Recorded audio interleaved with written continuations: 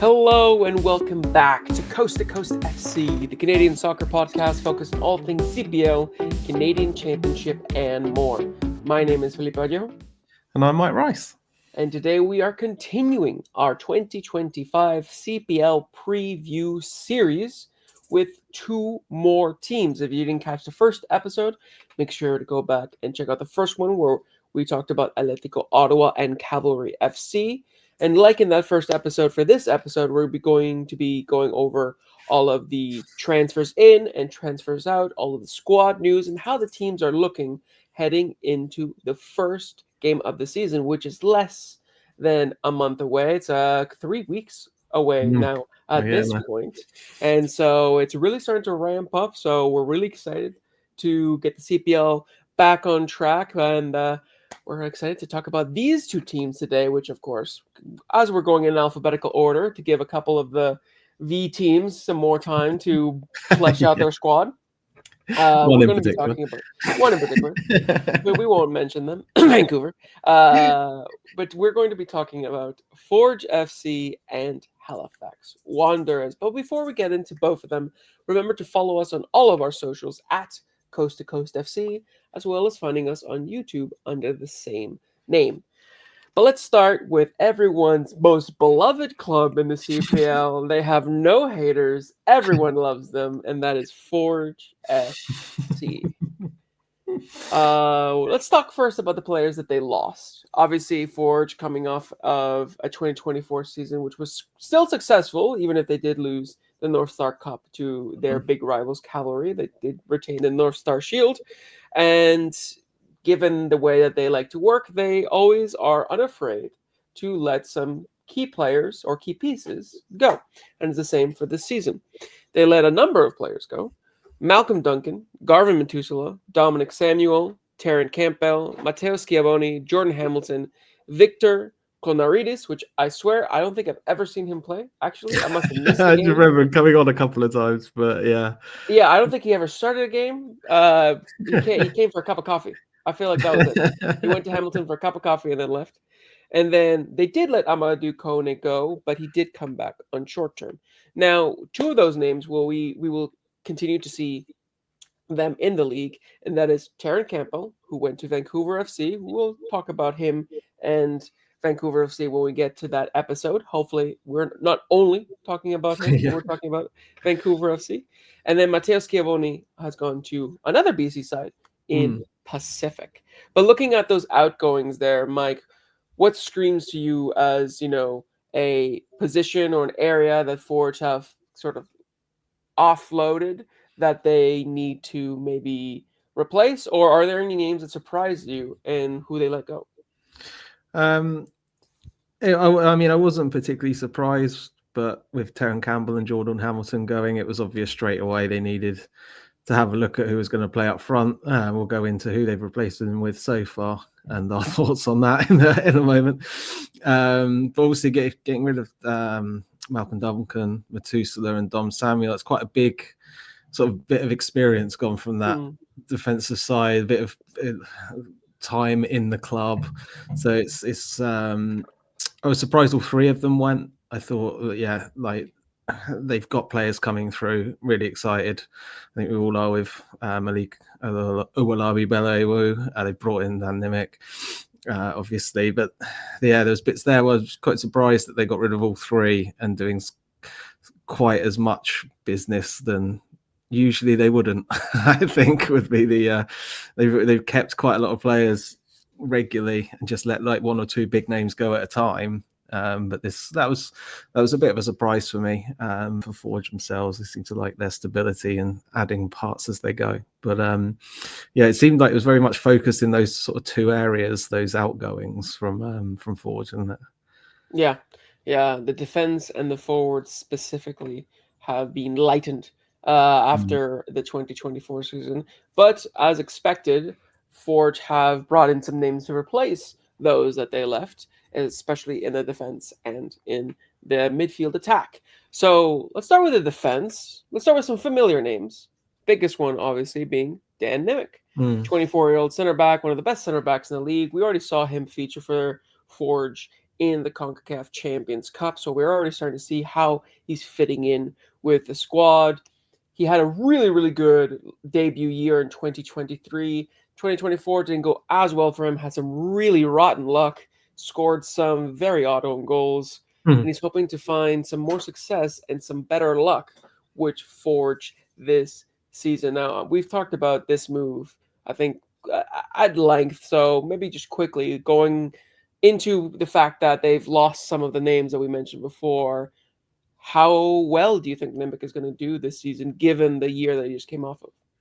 Yeah, I think it's going to be really interesting when the CPL season really starts and how he climatizes. I felt they were obviously playing an absolutely massive side, and they've had 2 games in Monterrey.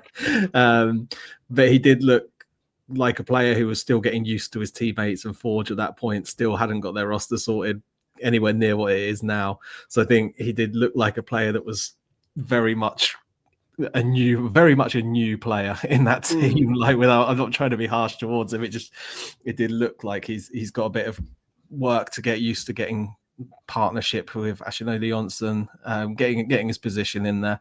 But he's definitely got the qualities that once he gets settled in there, I think it could be really exciting signing for him. Yeah, I think that for him, this is the logical next step. Had he had another year like 2023, maybe then you would have expected him to go one step higher to maybe the MLS or something equivalent to that, since he performed well 2 years in a row at the CPL level. Given he had a little bit of a stumble, I think going to Forge is a smart move. If he can have another year like 2023, but this time have some silverware to back it up, I'm sure, in 2026 he might be looking at making that move, because he's so young. Like I mentioned, 24. If at 25, 26 he finds that European move, he still has a lot of years that he can sort of experience that, enjoy that, and have a fruitful career. So I think this is a very good move for Dynamic, and obviously a very good move for Forge, because of the fact that they lost players like Metusela and Samuel, who predominantly played at center back. Now for fullbacks, they brought in a left back and they brought in a familiar right back. Rezart Rama is back in the CPL, 24 as well. I forgot that he was that young, because he came in 2022, which means that he came in at 21 years old, and from I believe it was Nottingham Forest, their second team there. But he's back in the CPL after winning with Forge in 2022 and 2023. He left for KF Ignatia in Albania. He made 22 appearances with them, including some minutes in the Champions League and Europa Conference League qualifiers. And he also won 3 pieces of silverware. So a fruitful year abroad, you could say, from Rezart Rama in Albania there. But now he's back in Hamilton, back in the Hammer, and looking to continue his winning ways. He's won every single season since 2022, and I'm sure he's not looking to stop with Forge. And he's paired with a newcomer, Marko Jevremovic, the Serbian left back, 28 years old. Last played for Athens, Kalithea in Greece. He also played for teams in Bosnia, Cyprus, and of course his native Serbia. Across his career, he's made 161 professional appearances, scoring 4 goals and 28 assists, which is a pretty decent number for a left back. Kind of shows that he is somebody that likes to attack a little bit more, get involved in the play, which is always good with a Forge team that needs that. And he actually has made 1 appearance for the Serbian national team throughout his career as well. So a left back and a full back to complement each other. It looks like a kind of a new, fresh back line for Forge. Yeah, and being able to, I think, obviously, what we mentioned, the centre back departures, I think that leaves that Owolabi but able to be like an actual central defender, like a backup for that centre back role, rather than being pushed out left. Because if Jevremovic looks a decent player and he continues to play really well, when you've got him and Daniel Parra fighting for one position, that's some good depth. Exactly. So I feel like looking across the defensive line, when you have Dan Nimick and you have Ashinori Jonsson, then you have Malik Olowabi Belewu. Maybe they could add a 4th center back, especially since they're probably going to play a lot of games. They're hoping to go deep in the Canadian Championship. They already played some games in the CONCACAF Champions Cup. Maybe that's something they can add. But so far, so good with the defensive line for Forge. Moving on into the midfield, they have signed, again, another player that we saw in the Championship Cup, Ben Patton from Kitchener, Ontario, 25 years old. He's ex-Blackburn Academy before moving to Scotland to play for Ross County, where he made 22 appearances across 2 seasons. Now, if you recognize the Patton last name as a Canadian player in Scotland, it's because he has a older brother that's a little bit more well known, Harry Patton, who used to play for Ross County too, but has now moved to Motherwell. But Forge have gone the younger brother of Ben Patton, and he looked pretty decent, I think, Mm. against Monterrey. Again, it's a really tough game. It's very Yeah. much a trial by fire for anyone who comes into that team. So we're not Yeah. gonna, you know, draw on from those performances too much, but from the little that we saw, looks like a decent player. Looks like a player that fits within the system. And I think when you have still Kyle Becker, when you have Alessandro Hojabrapur that they re-signed, when you have Noah Jensen that we were talking about being the heir, potentially the heir to Becker, you have a lot of strength in the midfield. I think Ben Patton Mhm. complements the strength that Forge have in the midfield, which is in the end, I would say, their strongest part of the game. Yeah. Yeah, it sounds like, I mean, I don't know too much about his time in Scotland, but looking back over some of the, like, just over the formations, if they're accurate online, it looks like he can play in the middle and also wide at times as well. So he just looks like a really good, useful player to bring in that could fit a number of different spots. You're looking at those players going forward, there's going to be a lot of pressure on Noah Jensen to keep stepping up a bit further. Kyle Becker, as much as he keeps going, he can't forever. So these players are Mm, like, these players are looking to try and start stealing minutes off him. Probably this year is going to be the aim. Like, maybe not replace straight away, but just nick a few extra minutes ready for being prepared to be that leader and that starter in the centre of midfield next year if it continues to go well for them. So yeah, he's definitely one that's going to be quite exciting to see how he gets on. exactly. And he is joined by a youngster that they've also signed. They actually announced both of them in the same sort of release, and that is Kato Lipovchek. He's 19 and he's a midfielder from Fleetwood Town, but not Fleetwood Town itself, the club in England, but from Fleetwood Town International Football Academy in the UAE. Now, listen, I know that Fleetwood Town exists. I don't know if many people know that Fleetwood Town exists, but I know of them thanks to my FIFA Road to Glory, FM Road to Glory save. I never in a million years would think that Fleetwood Town would be a big enough squad, club in general, internationally, to have an international football academy, let Mm. alone in the UAE. Scotland, Ireland, I could sort of see it. Maybe Yeah. Wales within, the British Isles. But in UAE, wow, I was confused when I saw that announcement Mm. and impressed at the very same time. But for Lipovchek, he comes in having played in this random academy in UAE, and he counts for the under 21 minutes. Seems like he's a nice little bright prospect for them, and will probably feature because of the U21 requirement. So we'll see what he's about. But yeah, a little bit weird A about the little bit Fleetwood weird. Town Academy. I'm not. I mean, I don't want to make any assumptions, but I quickly googled it because I was like, well, maybe there's a big investor in Fleetwood Town that's from the UAE. Maybe Hmm. that's how it happened. I mean, we can't. It's Wikipedia, like, because it's a very quick search. But the owner of Fleetwood Town is Andrew Piley, English businessman, convicted criminal, and former chairman. So God knows what's going on over there. We'll leave it at that. Yeah, that's fair. You guys can do the research and you can let us know because Yeah, that is a please little bit enjoy. of a funky situation there.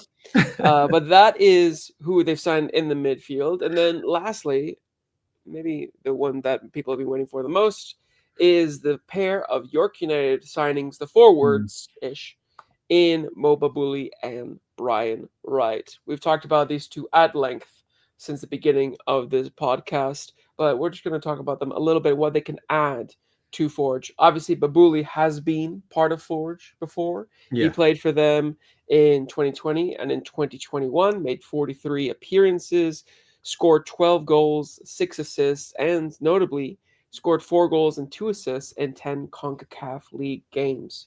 Now, for me, this brings back a little bit of nostalgia because specifically, I loved CONCACAF League. It was one of Yeah. my favorite things in the CPL. It was basically the Europa League of the CONCACAF Champions League at the time, and it just had the randomest games against the randomest Oh, yeah. teams, and it was so Incredible. much fun. I Yeah. really do miss it. I'm so sad that they basically discontinued it after like a season or two because Mm. it was so much fun. Obviously, I'm glad that now Forge and Cavalry can play against top sides and Yeah. by playing in the CONCACAF Champions Cup.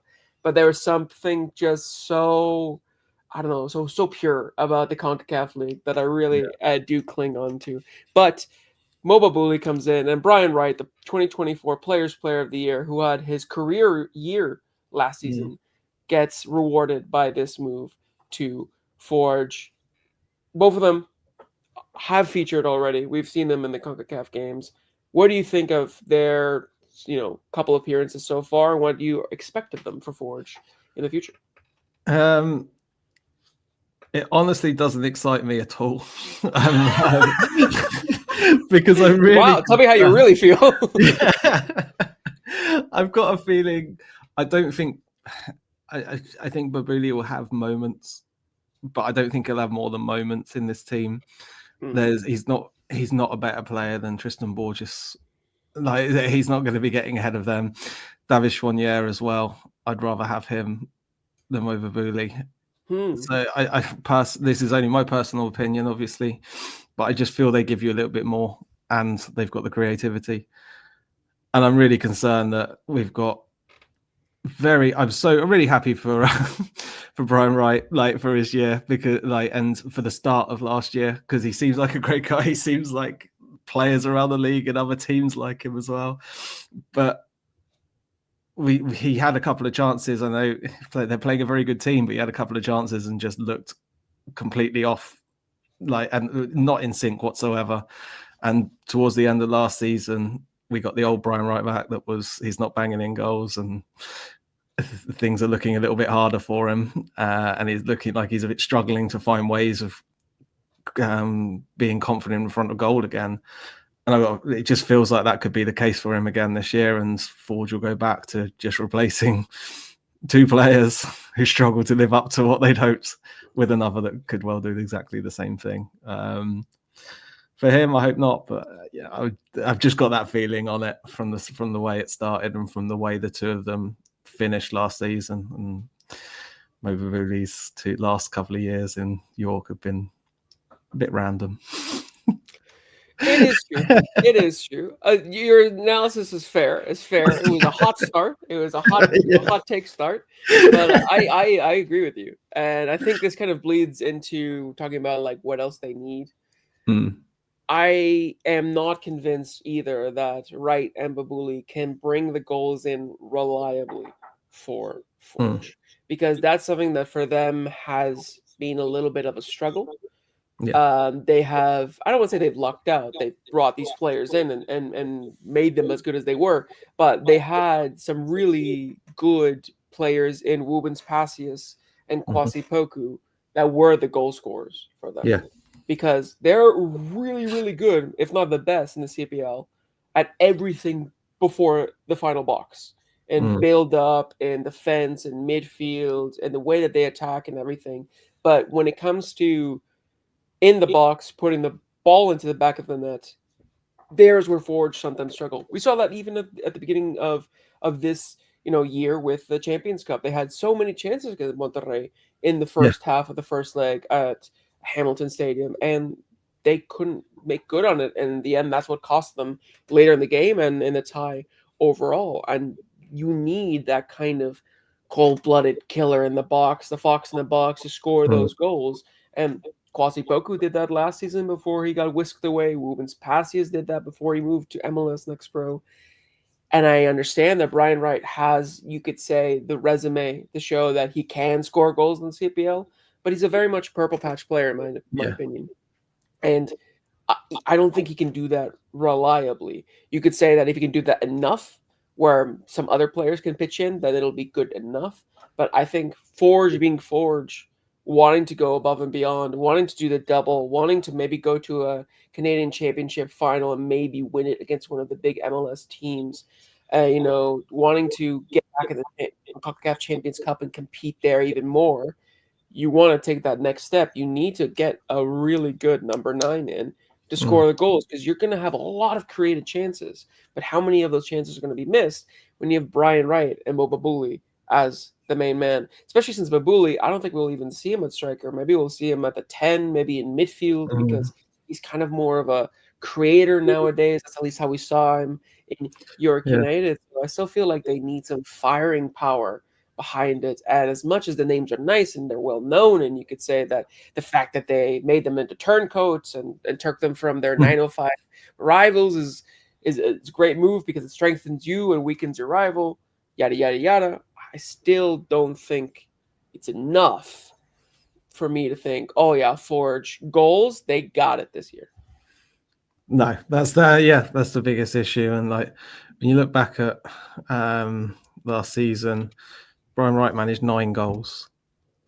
That was, and we're like, he was three goals off Del Campo, 5 goals off the top scorer Wachewski. He's only scored 1 more than Dan Nimick, who they've signed at centre back. So so when you're bringing him in to be your number 9, and those 9 goals mostly came in probably about 7 games like of a whole season. That's First few months, yeah. I mean, that's it. You talk about a purple patch striker. That's exactly it. And you can make the argument as a Forge fan that maybe they can provide more quality opportunities for him, but I'm not buying it at the moment. Good on him if he proves me wrong. I'm not buying it now. Yeah, I hope that he does. I hope that he does prove us wrong and show that he's turned the page and now he can be a consistent striker. But I just haven't seen enough, I feel. And I think neither of us have seen enough to be convinced that he can replicate that consistently across an entire season. But we'll see. And I think the biggest thing as well, what kind of puts even more pressure on them, is the situation of another star forward. Forge love to have these, pre-season, off-season dramas. They had it last year with Tristan Henry, and then they have it this year with Benny Banga.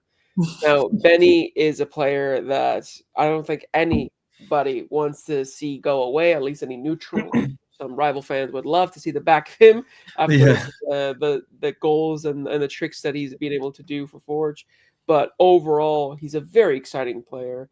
Every time he gets the ball, he's going to try to do something special with it. Scored that incredible halfway goal against Toronto FC in the Canadian Championship. That's just an example of what Benny Banga can bring. And while he's not like an out-and-out goal scorer, he does, pip in, and at the very least, he's a dangerous player that, makes defenders think twice. He is in a very clear, very public, as much as I'm sure they didn't want it to be, contract dispute with Forge, akin to the one that they had with Tristan Henry last season. He became absent from preseason and then posted on his social media when Forge were talking about their re-signings and their squad, saying that he actually has left. He terminated his contract due to, I think it was breaking of promises or a lack of follow through on promises with his contract and stuff like that. He has since hired a lawyer to help him with this debacle, and this all happened in January, and it's been a month and a half, almost 2 months now, and no word. We don't have anybody that I've seen that is reporting on Forge's preseason right now, so I have no idea if he is actively with the team. I'd imagine not, because he wasn't with the squad during their CONCACAF Champions Cup tie against Monterrey. And so we're kind of left in this kind of limbo of whether Benny Banga is going to stay, he's going to go, who knows? If he does go, which likely will be the outcome, I don't see how they can sort of repair this without Benny Banga going a full 180. If he does leave, do you think that Forge need to go out even more to replace him, and maybe instead of replacing him as a whole, but maybe replace him with a dangerous goal scoring forward that can do a little bit of both the tricky creative and the out and out goal scoring? Yeah, I'm not sure. I mean, I'm half imagining that's what Mobuli's for. Or thinking Mm, about it, because I'm just having a look at the roster. Obviously, Nana and Poma is there for like a speed merchant. You've got mm, David Schwanier, you've got Tristan Borges, like you've got Orlandis Benitez. We'll see if he can add anything up front and chat, like force Brian Wright, push him for minutes as well. But I think they've got players in those positions.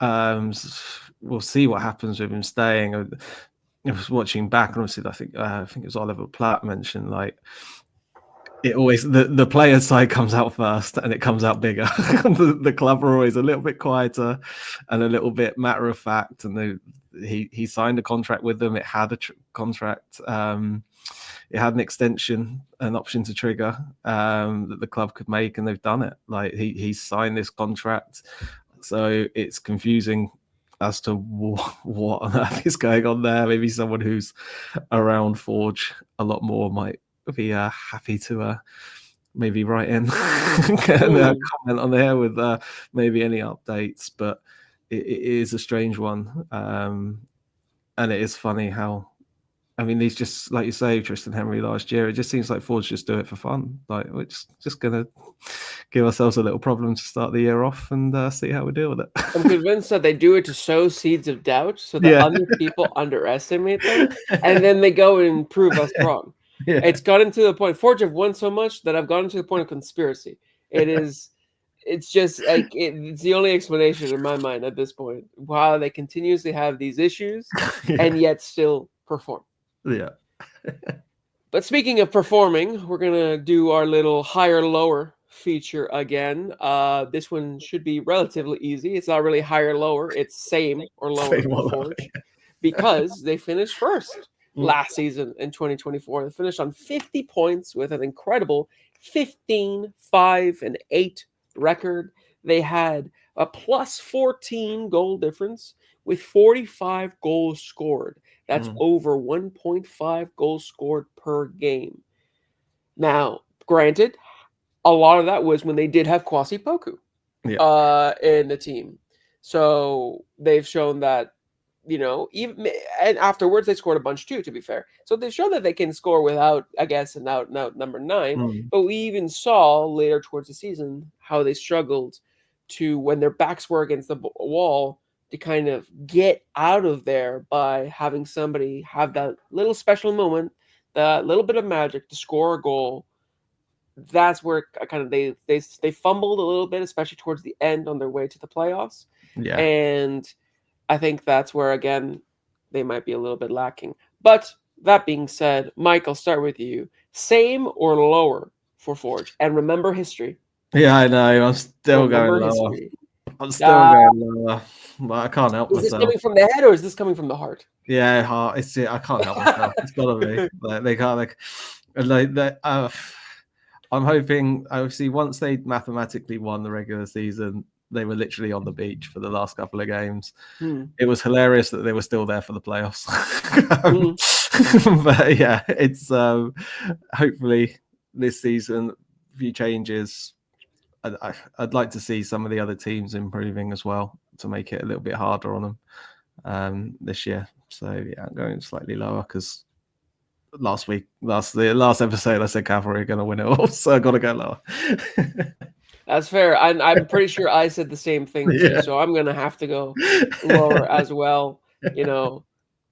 I wouldn't be surprised if they make us eat our words at Forge the end. fans, write in and call us whatever you want when they win it again. Exactly, because it's happened time and time again where we've doubted Forge, and Forge have shown us up. But I have to go with lower for Forge because I just feel like Cavalry have strengthened a little bit more, and I just feel like they are not lacking in the goal scoring department as much as Forge are. Yeah. And while you could say that Cavalry's defense is looking a little bit more weak compared to Forge because of their loss of Dan Klomp and Forge have gone Dan Nimick, I still think just on quality and the way that the team played and the fact they kept so many of those players on for the season, I got to give it to Calvary. So I'm thinking Forge will finish second this season. Now let's move on to one of the teams that I'm most excited to talk about, and that is the Halifax Wanderers. They're a team that last season did not live up to the expectations that we had for them given their 2023 season. They had a horrendous, let's be honest, first half of the season, managed to pick it up a little bit in the second half of the season. They actually did pip both Vancouver and Valor FC to sixth place. So, I mean, all things considered, not a bad ending to the season, but obviously they have aspirations for better. And based on the transfer business that we're about to go into, it seems like they are looking pretty good for 2025. Let's first start, as we did before, with their transfers out. Now, we're going to go over a bunch of players that I specifically chose that went to other clubs in the CPL because Halifax have repopulated a lot of Yeah. their outgoing players into CPL clubs. So, for example, Riley Ferrazzo and Massimo Ferrin have both gone to York United. Obviously, we just talked about Dan Nimick going to Forge, Zachary Fernandez going to your beloved Valor, Yeah. Aiden Daniels is now at Pacific. I mean, these are, five players that we have seen heavily feature for Mm. the Halifax Wanderers in the last couple of seasons. So the fact that they were let go and some of them were directly given, to these rival teams in the league, or they either signed with rival teams in the league, kind of shows that Halifax mean business in kind of rebuilding this squad. Yeah. Yeah, that's it. The only other way of looking at it, and obviously, I'm not there. We've got Josh Healy, maybe better to discuss this with, but I think those first four you mentioned, Ferrazzo, Ferrin, Nimick, and Fernandez, that more looks like they've chosen to leave rather than Halifax are happy for them to go. From the outside looking in, I imagine the way they featured heavily last year, that they were big important parts to their team. I think they would maybe Halifax are a little bit. They've had to prepare for their departures. Mm, Aiden Daniels was in and out of the team a bit last year. I think mm. he didn't quite work out for him. He didn't take the leap from the year before that kind of hoped he would, because he is a fun player to watch. It just didn't quite work out for him last year, so maybe that's more of a mutual one than the other four. Like I don't know how you feel about it, but Yeah, I mean, I think it could go either way, right? It was either mm, the club didn't want to or the players didn't want to for all of the cases. Either way, I think that it's a positive step for Halifax because with these players, they did not perform last season. I mean, I just mentioned all the players that went to CPL teams. You also have players that either have not found a team or have found a team outside of the league, like Kale Lochry has gone to Romania, Jan Filian found a home in Malta, Thomas Geraldo, from what I've seen, has not found a new club. So they let a lot of mm, players go, whether or not it was on their terms or on the club's terms. That stuff, you always know, is going to be kept secret, and all there will be like speculation unless something comes out. But for the most part, I mean, you're looking at players that were either decent or big part players. And so the emphasis was on Halifax to, bring a new team in because essentially you're looking at all those players, and that's their starting goalkeeper, the starting center back, you could say they're starting right back, mm, backup fullback, a depth piece in the midfield, a starting center back in Kale Lochry, like a lot of starting slash depth players that had big parts. So they needed mm, to bring new players in to kind of reshape and reinvigorate the squad, and that's exactly what they did because they have brought in a bunch of new players in. And I want to start with the main man in goal, the new number one for Halifax Wanderers, is a player that we both love, especially during his yeah, time for Valor in 2023, and that is of course Ryan Yesley. Yesley got a goalie of the year nominee in 2023, the Golden Glove nominee in 2023, but had a very, very quiet 2024. He left Valor to go to Ottawa last season and looked to be at least somebody in contention to fight with Nathan Ingham as a starting goalkeeper, but Ingham held on to that starting yeah, goalkeeper position with an iron fist because we barely saw Yesley at all during Mm. 2024. Obviously, it was something that he was not happy about and probably something that he wouldn't have predicted, but here we are, and he's decided to not waste another year and has now gone to Halifax as I think pretty clearly, no disrespect to Aiden Rushinas that I know from Josh. Mm. He said looks like a keeper that can maybe take the next step, but looks very clearly like the new number one for you, Mike. Is this the best case scenario, I guess, for Halifax in replacing Jan Fillion? I think so. I think what they're good at is giving players a fresh start again and getting them to right, we believe in you. We're going to get you back up and running, and we're going to help you try and find the best you can be. We know they want to improve players and help them move on in some ways, the same as what they do in Pacific and sort of across the league, improve players and improve their squad at the same time. I think Yesley's move to Ottawa just went all kinds of wrong for him. Like he may have known the whole time that it was going to be a backup goalie, but I guess he thought he'd be a backup goalie to a championship winning team, neither of that, which didn't happen. So there's very little to sing about from that year for him. So I think it was really important for him to go out and find a club to just get playing again. And this is a fun side, no matter who's on the roster. Like the way they play is always going to be fun. And I think they just wanted you lose Jan Fillion, a huge physical presence at the back, and that's exactly what they've swapped him around with. Yeah, exactly. That's exactly what they swapped with, and I think that it's going to be a great move. I mean, I'm hoping it's going to be a great move, but I have full confidence that if we see anywhere similar to the Yesley that we saw in 2023, I mean, he's a big guy, like you mentioned. He's really tall. He can spread his arms all across the pitch. It's a really good player, I think, for them to bring in to replace Jan Fillion. And speaking of fresh starts, let's talk about another CPL regular who is having a new fresh start with Halifax, and that is Thomas Meyer-Guier, TMG, the 27-year-old center back. He was the rock in the defense for Pacific last season after the loss of Amir Didic at the beginning of 2024, and then later the loss of Ali and Dum through injury. It kind of fell on him to be that leader in the back, and he did pretty well given Pacific's sort of woes after the loss of Ali and Dum.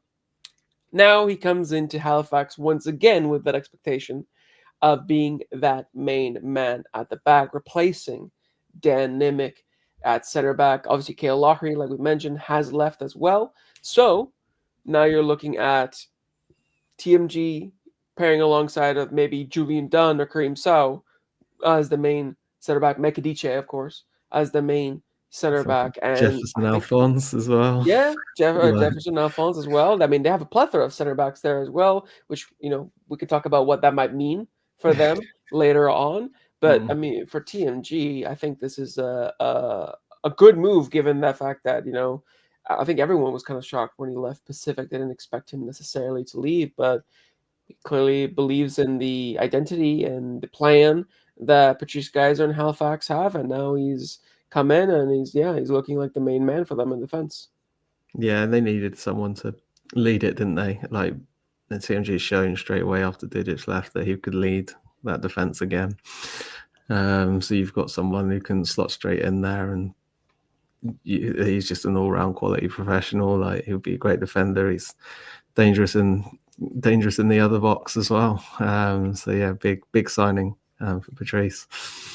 Yeah, and I'm hoping that he has as good of a season as he has had for Pacific. I think one of the best things about him is that he's quite consistent. I mean, he had a great tutor alongside him for a number of years, and Amir did it. So I think that for him, he's going to be a player that's hopefully can bring a lot of experience to that Halifax, defensive line, and maybe chip in with a couple goals. You never know. He wasn't really the goal scoring one out of the pair, but maybe he can. Jumped in though last year. Was pretty dangerous on the set pieces.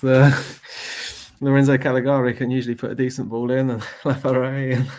Yeah, exactly. So another big man to contend with in the box off set pieces. But they actually did sign another center back. We forgot of another center back that they have, and that is the 19-year-old South African-born Canadian youth international Adam Perlman that they signed on loan from TFC Academy. He has made 73 appearances between MLS and MLS Next Pro and has logged over 6,000 minutes over the past 3 seasons. He also made his MLS debut for Toronto back in 2023. And like I mentioned, he's an under 20 international. Now, he is also joined by another youngster that Halifax brought in, somebody that I'm very excited about, and that is Alessandro Biello, 18-year-old center midfielder from the CF Montreal Academy, the son of Mauro Biello, the former interim head coach of the men's national team, and he's part of the staff right now. He was a key player for the under 17 and the under 20 national team. I saw him for the under 17s a year or two ago, and he impressed me a lot. His composure on the ball, his IQ for such a young age is very, very good.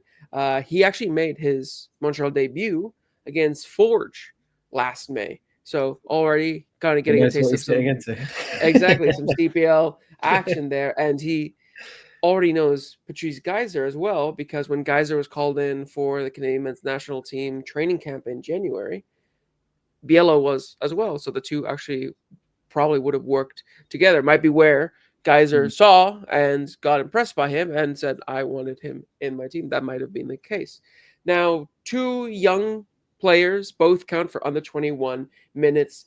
Mike, we know that Halifax have struggled with Patrice Geyser to get those under 21 minutes and kind of wait until the last few games to get it across the line. These two players have had some more experience compared to some of the under 21 players that we've seen previously because they've played with MLS teams, MLS Next Pro, and internationally.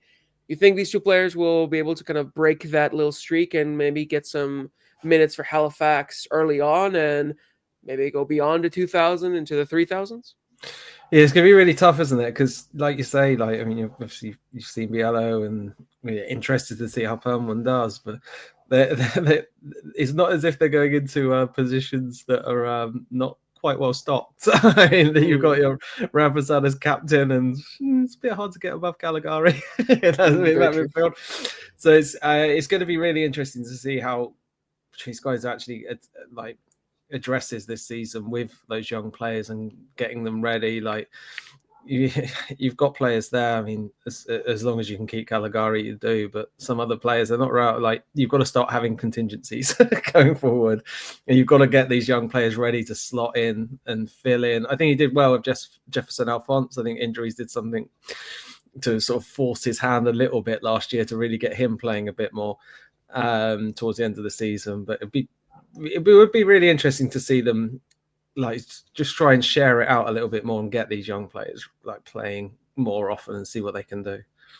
Yeah, especially since if Halifax go through a difficult period again, a lot of times what you see teams do is that they bring in the youth, kind of bring an injection of energy, that confidence, as young players kind of bring that kind of new mentality in when things are getting a little bit stale.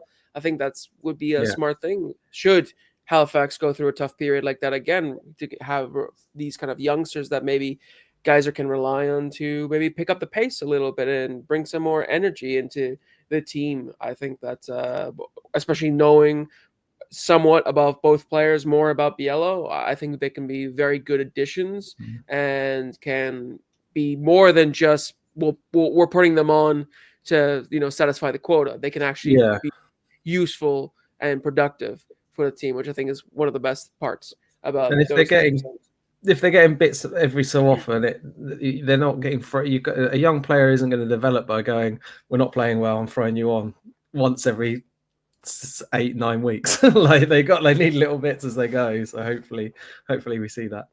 Exactly. And you do mention competition. Another competition for Alessandro Biello in the midfield is Isaiah Johnston, 23-year-old midfielder from Loudoun United. We had talked about him previously when Josh Healy was here. We were talking about Halifax there. CPL fans will obviously recognize him from his 3 seasons at York United between 2020 and 2022. He made 53 appearances in all competitions, scoring 4 goals and 5 assists. Now, we talked about him a decent amount with Josh, especially since he had seen him up front in training and stuff like that. And I feel like another dynamic midfielder can bring that energy, can be a little bit of that engine. Will be interested to see how he pairs along Rampersand and Caligari. Is it going to be a case where maybe Geyser goes for a 3-man midfield and has Johnston and Rampersand kind of, being the engine rooms, Caligari being that sort of deep line playmaker, that one that kind of gets the team to tick. I think that might be a good little system there if that is what Geyser goes to choose from. But really, aside from the 2 youngsters, it's the next 2 signings that I really want to discuss, because there are 2 foreigners that come in with a pretty good resume for both of them. And I don't know if it's just a press release, and I know you can't trust everything they say in the press release because they're always going to make it sound nice. But based on what research I've done on both of these players, the likelihood of them being exciting, dynamic players that will get people off their feet is quite high. So, firstly, I want to talk about Jason Bahambula, the 23-year-old forward. He is from France with, I think, Congolese heritage. He previously played for Valmeida FC in Latvia, where he scored 6 goals and tallied 3 assists in all competitions, and helped them qualify for the Europa Conference League in Latvia. He also played in France for Cannes, SM Cannes, and Portugal with Vitória Guimarães. And he actually has been called up to the Congolese international national team. So it's a player that, again, he's quite young, but he's been around. He has some of that European experience, great. But from what I've read and for what I've seen, he seems to be a player that brings a little bit of what like Ali Musi brings to the table for Cavalry. Now, I don't want to say he's going to be at that level right away, obviously, or if he ever will reach that level, but it's kind of that X factor, a little bit of that player, maybe like sort of like Benny Banga in the same sort of way, hopefully without the drama, where the player can get the ball and you don't really know what he's going to do with it. All you know is that he's going to drive, he's going to be direct, he's going to attack, he's going to be tricky, he's going to be dangerous, making defenders think twice. That's a sort of vibe that I've been getting from Jason Bahambula. And so hopefully we get to see that from him in the upcoming season. And then we have Johan Bai, who is a little bit older. He's poised as a forward/winger. He is also French, and he is coming to the CPL from Bulgarian side Lokomotiv Plovdiv, where he played the second half of last season.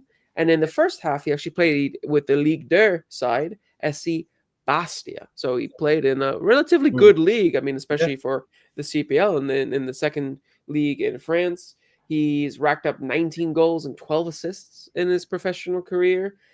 He's had one of the fastest sprint speeds in his respective leagues, according to the press release.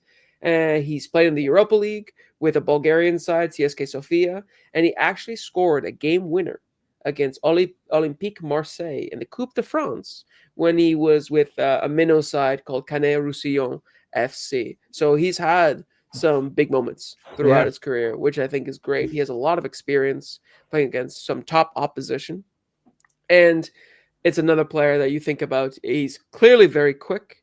And from what his stats maybe don't say he's prolific, but in the end, I feel like both of them together, if all goes to plan, if what they write is true and translates onto the pitch, which is always a big if, they could have a duo of very dynamic and dangerous looking forwards, which we know is something that they have struggled with in the past seasons, at least in terms of goal scoring. And I think that's going to be the biggest thing for me, is that bringing these kind of players in is great because their resume looks great and their profiles look great, but can they help you get the goals? Because that was the biggest issue that we saw last season with Halifax, especially with the whole Christian Walewski situation with them. So, Mike, looking at that, knowing what Halifax need to improve on in that regard, and based on my little spiel that I gave for both of them there, what do you think about these signings?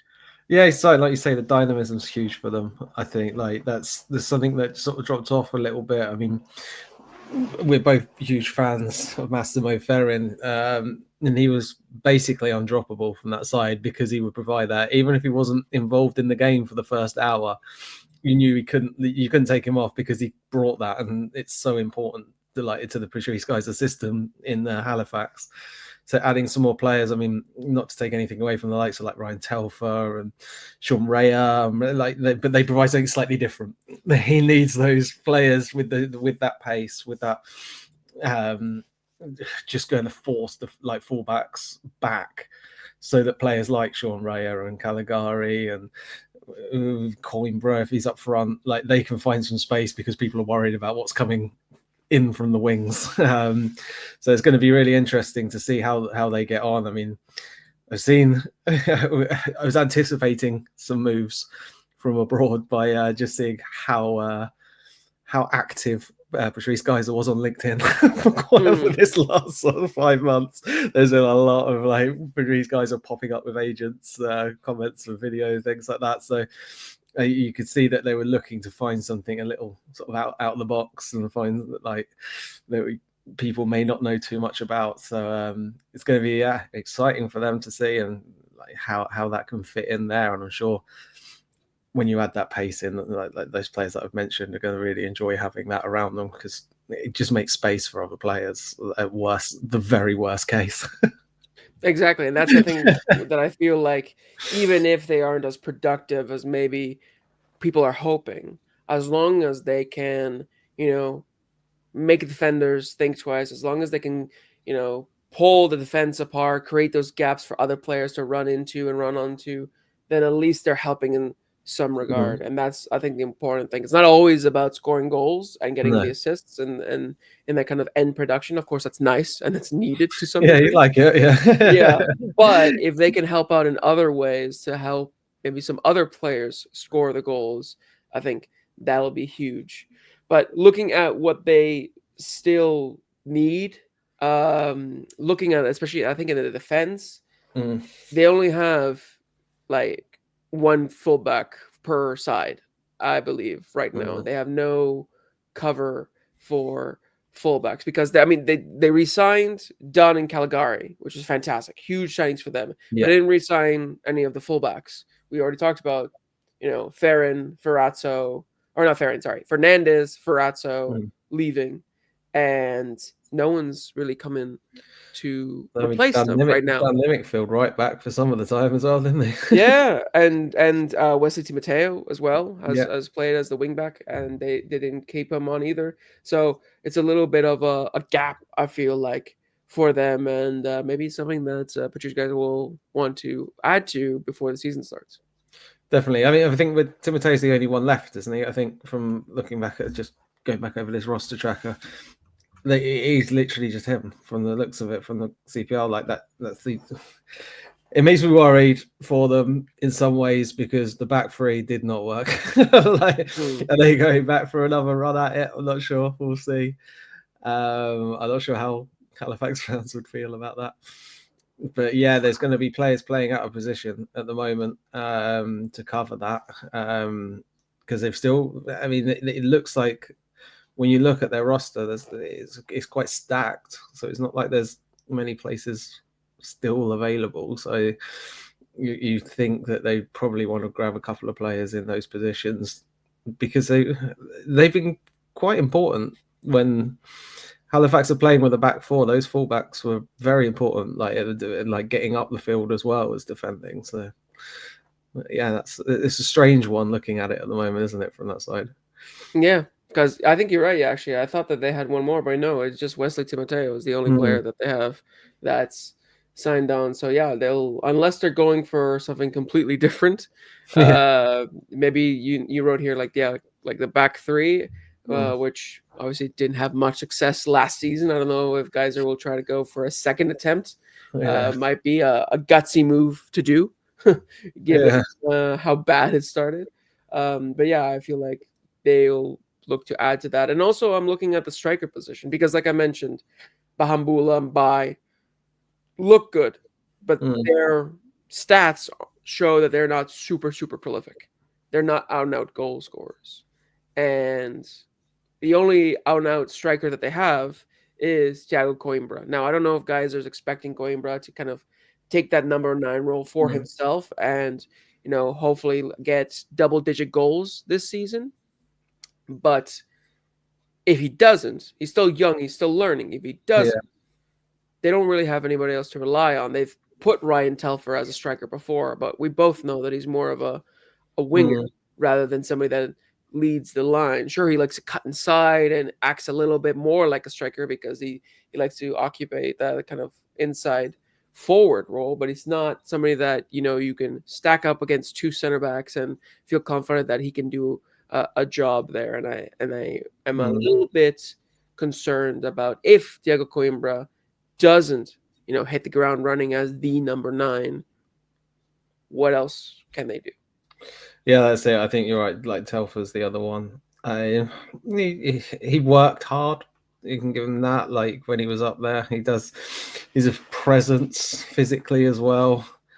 And when I guess to try and find the positives, like maybe that centre forward is just someone to get the centre backs out the way for all these other players that might be able to capitalise. So maybe finding a double-digit striker isn't necessarily the most important thing when you've got these attacking players behind him. I'm clutching at straws, trying to find the positive on that. Yeah, I don't know. I feel like for a team that has very evidently struggled to find a consistent goal-scoring striker since, I guess, João Morelli, it's a little puzzling that they still haven't found a big number 9 to come in and kind of take that. Maybe guys are saying we tried that with Valevsky, and like you mentioned, maybe they'll try a different system where they kind of take the Man City route, false 9 or something, rely on the Maybe wingers. it's just an Arsenal fan and just gone, no, we don't want strikers. Yeah, perhaps. Maybe he takes inspiration from Arteta. Yeah, he does have a lot of inspiration from the big boys. Maybe that's one of them. But we'll see. We'll see what happens with Halifax if they bring in more of those players at fullback and at striker. But aside from that, they look pretty solid. And the rest of the positions there, obviously, especially in midfield, I think that's where they're the most stacked. So I'm excited to see how they're going to do there. But now to finish off with Halifax, playing a little bit of higher, lower again.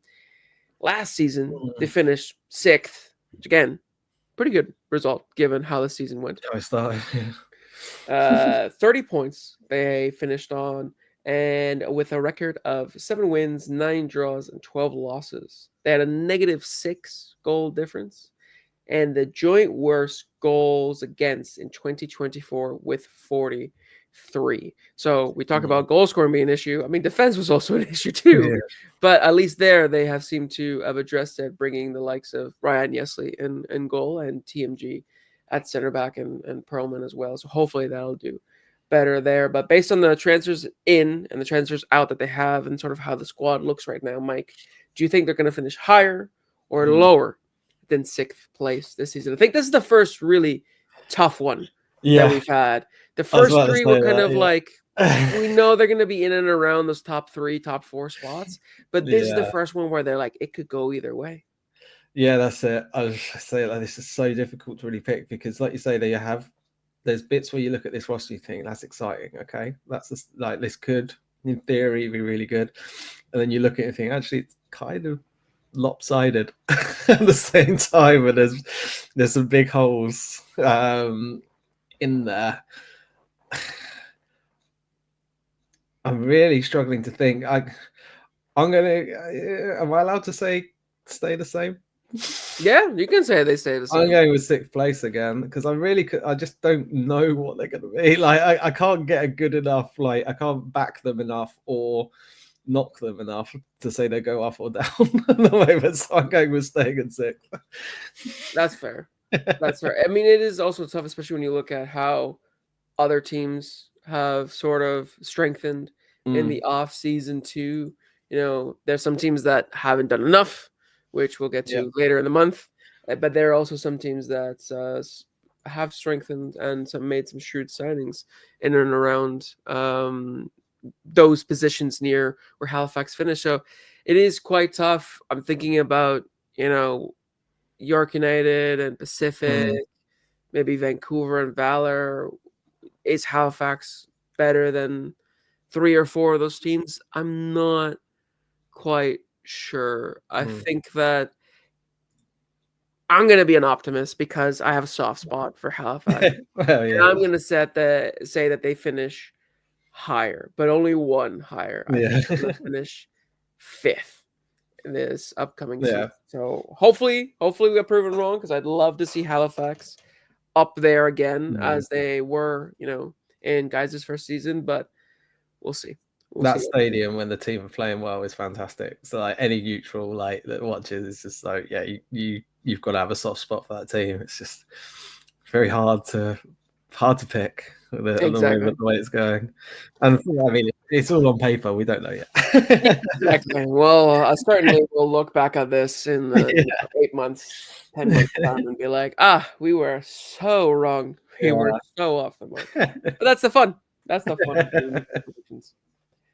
But that is it for the Halifax Wonders, and that is it for this week's episode. Thank you so much for listening to part 2 of our season previews. We will have the other 2 parts out before the first game of the season. We might even have a little bit of a match day 1 preview as well, if we can find time for it before the first game of the season. So check your inboxes for that, and make sure to follow us once again on our socials at Coast to Coast FC, so you can give us your thoughts on this week's episode, and if you think where we were maybe fair to the teams, maybe harsh, or maybe a little bit too charitable, we'd love to hear.